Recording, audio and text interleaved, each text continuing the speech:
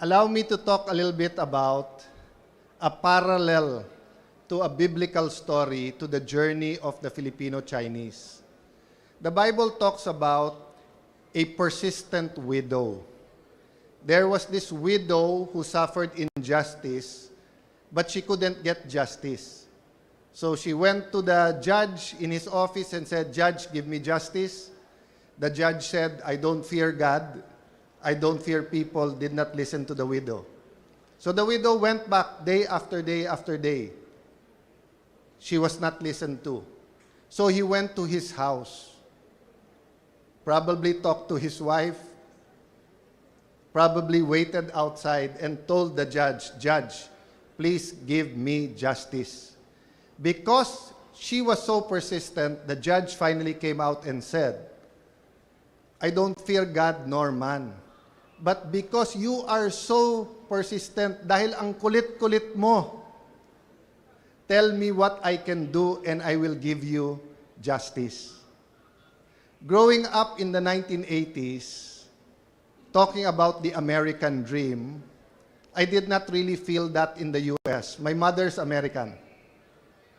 But I did not see the possibility of an American dream here in the Philippines.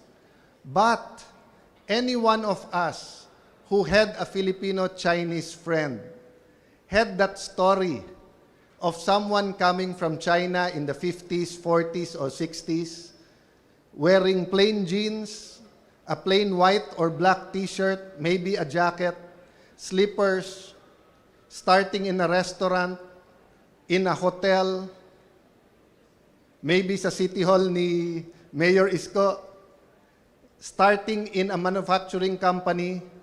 After 5 years, nakabihis na, medyo nasa supervisor na. After 10 years, manager na. After 25 years, siya na ang may-ari ng kumpanya. That was my impression of the American dream growing up, looking at the success of the Filipino Chinese. Maybe at this time, I just want to acknowledge Dr. Lucio Tan, of course, the Chairman Emeritus of the Federation. Mr. Victor Lim, thank you very much, sir, Mr. President, for the invitation. Your Excellency, Ambassador of China, Ambassador Quan, thank you for the friendship of your country and our country. The ambassadors, Your Excellencies, especially of ASEAN, thank you for being here tonight. Ambassador Francis Chua, Honorary President, the immediate past President, a brother in Christ, Dr. Cecilio Pedro, good evening, sir.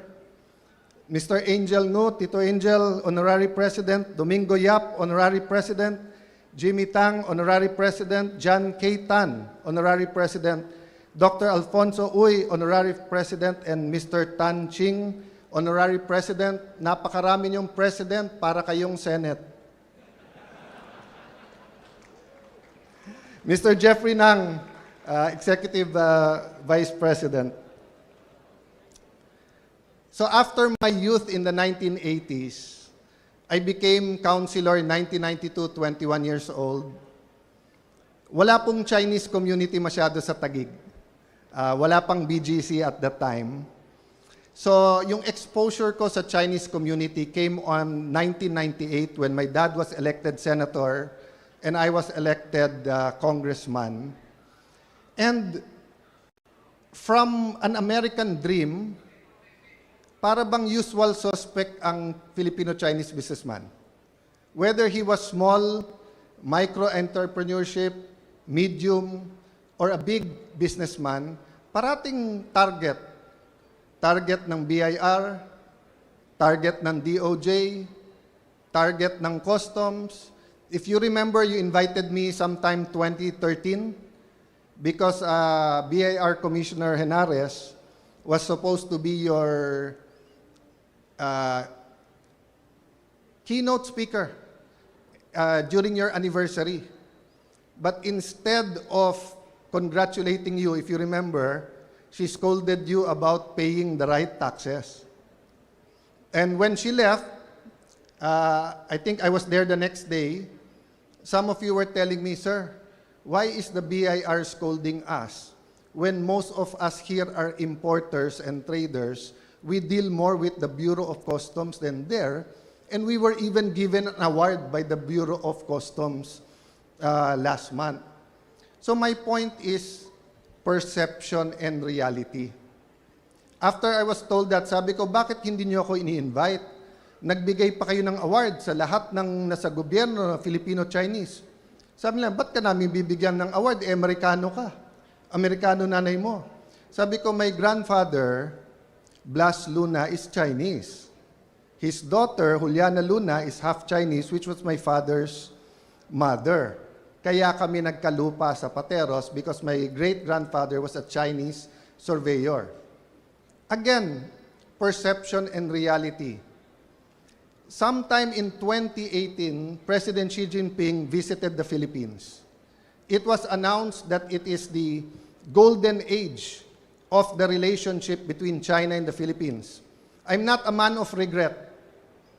Just like Mayor Isko, we face troubles every day, see where God brings us, and try to do our best. Di ba, Mayor? Ganun yung buhay eh. But there's only one thing looking back that I regret, that I had to resign to run for Congress and to run for Speaker before signing the joint exploration between the Philippines and China. No, weeks lang sana inabot ko yung signing. If we signed that, hindi sana ganun kalaki ang problema natin ngayon sa presyo ng langis at saka ng natural gas because it takes 5 to 7 years for that. We could have signed it in 2018. Perception. Everyone against it and against China was saying it's not a fair deal. China was willing to give us a deal better than Malampaya and Shell. They were willing to give us that deal. But because of all the noise and perception rather than reality, we were not able to do that. One thing I noticed about Chinese Filipinos and Chinese in general, when people see crisis, you see opportunity. Hindi po ba? In every opportunity, baka may business opportunity dyan. In every crisis. Sabi nga nung iba, never let a good crisis go to waste. It's true, in every crisis there are losers, there are winners. And this generation, the young men and women, the Miss and Mr. Chinatown, no? I guess they're between 20 to 25 years old. I saw them a while ago. Can you imagine 5 crises in 10 years? During Duterte's time, it depends on what side you were on. If you were pro-Duterte, you would say it's a crisis, it's a narco-politics crisis. We had a problem with drugs. If you're on the other side, you'd say it's a human rights crisis, ang daming extrajudicial killing. If you're somewhat in the middle, pareho. Problema droga, problema patayan.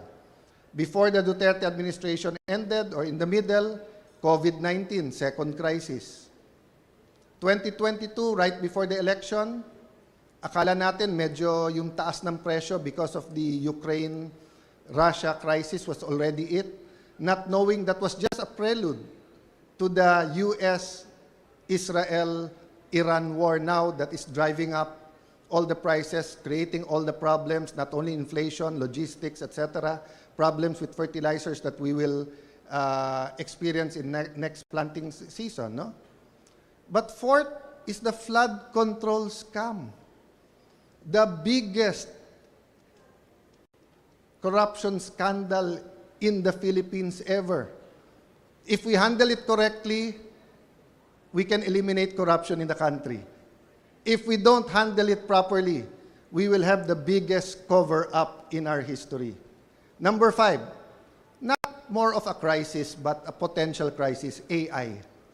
AI will change everything. So can you imagine in 10 years, 2016 to 2026, our young people, your children, have faced this. So in one sense, bugbog sila. On the other sense, they're probably more prepared for the future than we are. So today, as we celebrate 128 years of independence, and as I fight for the independence of the Senate, we also celebrate our friendship with China. just like the Filipino Chinese, marami kayong struggle sa kalye.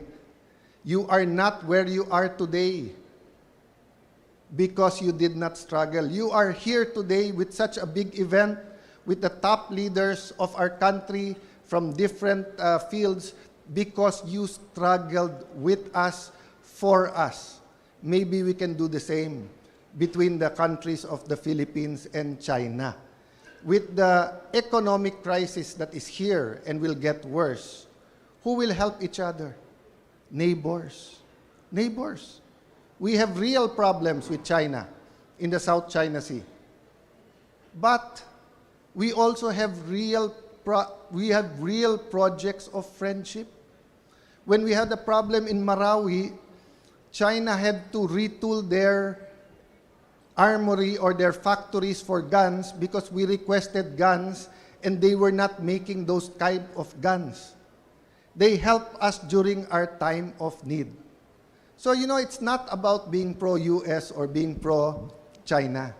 It's about being pro-Philippines and saying all of them should be our friends. We should not have enemies.